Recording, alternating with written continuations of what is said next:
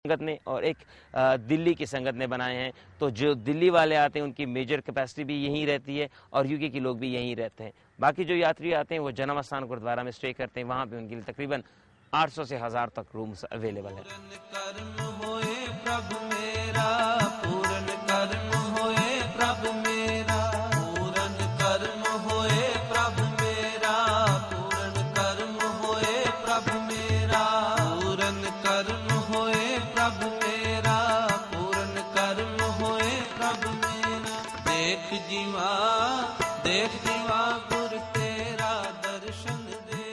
सरदार हरबख्श सिंह सराय ते सरदारनी जगीर कौर पिंड सराय खास जलंधर ने कराया कमरे दी सेवा कराई। अब ये अगर इस स्टाइल को क्लोजली देखा जाए तो उसकी जो मेमोरीज लिखी हुई है वो एक बात बताती हैं कि सराय अमूमन जब बनते वो किसी फर्द के डोनेशन से नहीं बनते बल्कि कम्युनिटी इटसेल्फ उसमें जो है पार्ट लेती है। तो पिछले 3-4 दहाइयों से ये बहुत ट्रेडिशन बन चुकी है कि जो लोग अपने पेरेंट्स के नाम पे, अपने आबा अजदाद के नाम पे या अपने नाम पे कुछ डोनेट करना चाहते हैं, आश्रम में कुछ कमरे बनवाना चाहते हैं या उनकी कैपेसिटी को इंक्रीज करना चाहते हैं, तो 1 या 2 कमरे बनवा के उनकी कॉस्ट बेयर करते हैं एंड देन इस तरह की तख्ती लगा देते हैं जिनसे उनकी मेमोरीज हमेशा के लिए याद रहती है। देख जीवा गुर तेरा दर्शन देख जीवा।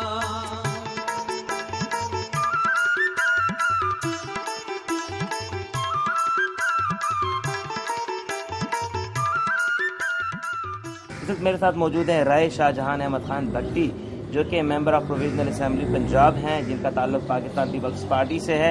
इसके साथ साथ वो मेंबर ननकाना बार एसोसिएशन भी हैं, पंजाब एग्रीकल्चर रिसर्च बोर्ड के मेंबर भी है और पंजाब हेरिटेज फाउंडेशन के मेंबर भी है। राय साहब, सबसे पहले ये बताइएगा, आपकी नज़र में कुछ मसले मसाइल हैं ननकाना साहब डिस्ट्रिक्ट के अभी भी जिनको हल करना है अभी? जी बिल्कुल, ननकाना साहब के बहुत ज़्यादा मसाइल हैं। जिस तरह बाकी शहरों के पाकिस्तान में और बाकी अजला में मसाइल हैं, इसी तरह ननकाना साहब ज़िला के भी जो बुनियादी मसाइल हैं वो तो हैं ही, लेकिन ननकाना साहब की जो असल हैसियत है बतौर एक इंटरनेशनल सिटी, ननकाना साहब की जो हैसियत है ये एक सब जानते हैं एक मुनफरिद है। दुनिया में शायद चंद ही ऐसे शहर होंगे जिसमें एक इतने बड़े मज़हब के बानी की पैदाइश हुई हो, और उस हैसियत से ननकाना साहब की बहुत ज़्यादा एक अहमियत है।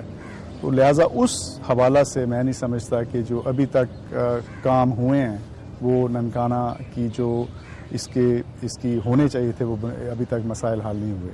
सर, ये भी कहा जा रहा था कि ननकाना साहब जो एक मॉडर्न सिटी होगी और ये एक स्ट्रक्चर होगा पाकिस्तान के अंदर उन मकामात के लिए जहाँ जिनके हिस्टोरिकल इम्पोर्टेंस है, कल्चरली और इंटरफेथ हार्मनी के हवाले से इम्पोर्टेंस है। तो ननकाना साहब एक बहुत बड़ा प्लेस है।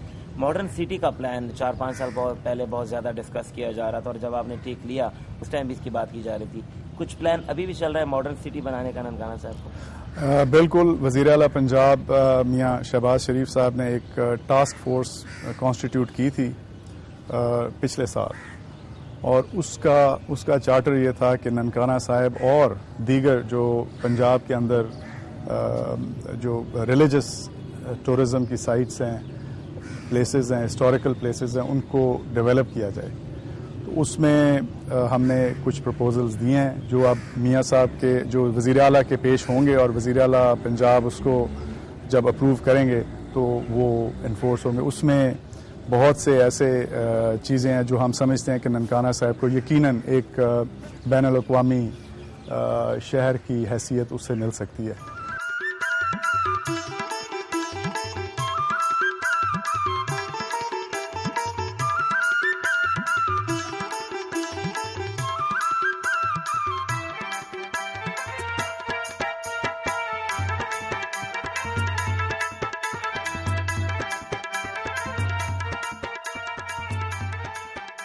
बाबा गुरु नानक जी को उनके पिताजी ने स्टडीज के लिए, लर्निंग के लिए पांडु जी के पास भेजा। अब according to Hindu philosophy Pandey ji उनको कहा जाता है जो वेद शास्त्र जानता है, जो वेद पढ़ाना जानता है। तो बाबा गुरु नानक जी को जब यहाँ भेजा गया तो पांडु जी उनको पहला वेद पढ़ाने लगे। According to that Baba Guru Nanak ji ने उनको दूसरा वेद सुनाया। उसके बाद जो पांडे जी दूसरे वेद पे पहुंचे तो इसी तरह मजीद उनसे आगे स्टेप पे चलते रहे। जो कलाम हुई, जो कम्युनिकेशन हुई पांडु जी और बाबा गुरु नानक जी के दरमियान, तो बाबा गुरु नानक जी ने उनसे सवाल किया कि क्या ये जो दुनियावी पढ़ाई है, ये जो स्टडीज़ है, ये सिर्फ 4 वेद तक लिमिटेड है? तो पांडु जी का जवाब था कि मैं तो सिर्फ इतना ही जानता हूँ।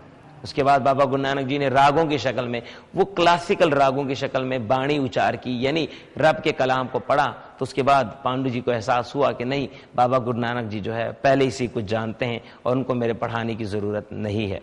उनके पिता के पास गए, रिक्वेस्ट की कि आपका बेटा जो है अर्ली अपने इस बचपन की उम्र में बहुत कुछ जानता है, वो एक विद्वान है, लिहाजा उसको स्कूल में ना डाला जाए, वो तो पहले से ही बहुत कुछ जानते हैं। बाबा गुरु नानक जी के छोटे छोटे इंसिडेंशियल पॉइंट्स पे, छोटी छोटी यादगारों पे गुरुद्वारे बनाए गए। तो वहां पे भी, यहाँ पे भी एक गुरुद्वारा पट्टी साहब कायम किया गया और ये बिल्डिंग उसी जमाने की है। यहाँ पे आजकल बच्चे पढ़ते भी है और शाम के औकात में यहाँ प्रैक्टिस करते हैं, खासकर कीर्तन की प्रैक्टिस, हारमोनियम तबले की सीखने की प्रैक्टिस, और यहाँ पे छोटी मोटी टीचिंग्स भी करवाई जाती है।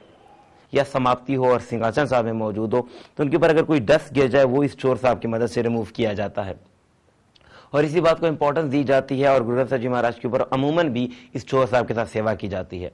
इसकी सबसे बड़ी वजह यह है कि हम सिख मजहब के अनुसार गुरु ग्रंथ साहब जी महाराज लिविंग सोल है, क्योंकि ये रब का कलाम है और रब का कलाम हमेशा जिंदा रहता है, लिहाजा इसको सुप्रीम रिस्पेक्ट देने की जरूरत है और सिख मजहब इसको सुप्रीम रिस्पेक्ट देता है। तो इसलिए इसके ऊपर शाहाना अंदाज में जो है इस तरह से जो है ये चोर साहब किया जाता है, ताकि अगर कोई डस्ट भी गिर जाए रिमूव किया जाए, और इसके साथ साथ वैसे भी एक शाहाना अंदाज नजर आता है।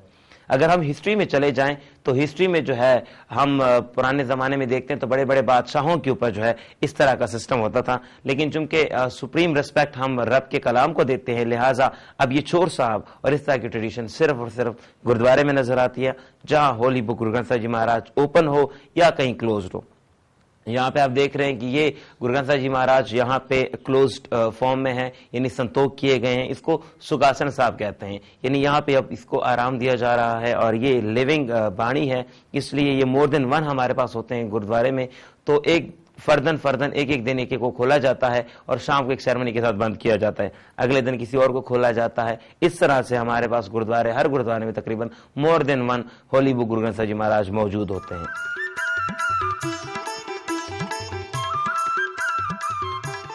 प्रोग्राम के आखिर में मैं कबीर भगत की कुछ पंक्तियां कोट करता चलूं। कबीर भगत जिनका ताल्लुक बनारस से था और जात से मुसलमान थे और जिनके अल्फाज, जिनकी बाणी सिख मजहब के गुरु ग्रंथ साहब जी महाराज में भी दर्ज है। वो फरमाते हैं कि अव्वल अल्लाह नूर उपाया कुदरत के सब बंदे, एक नूर ते सब जग उपजिया कौन भले को मंदे। केवल अल्लाह और एक अल्लाह की नूर से पूरी दुनिया बनी है। फर्क सिर्फ इतना है कि कोई अपने आमाल से अच्छा है, कोई अपने आमाल से बुरा है। रब के उस घर से जहां से आए हैं कि सारे बराबर है। सो अकॉर्डिंग टू कबीर, दुनिया, ये सृष्टि, ये जीवन इन सारों का खेल आमालों पर बेस्ड है। So it's time to say goodbye, take a good care of yourself, till then, Allah नेगिवान, सत श्री अकाल एंड नमस्ते।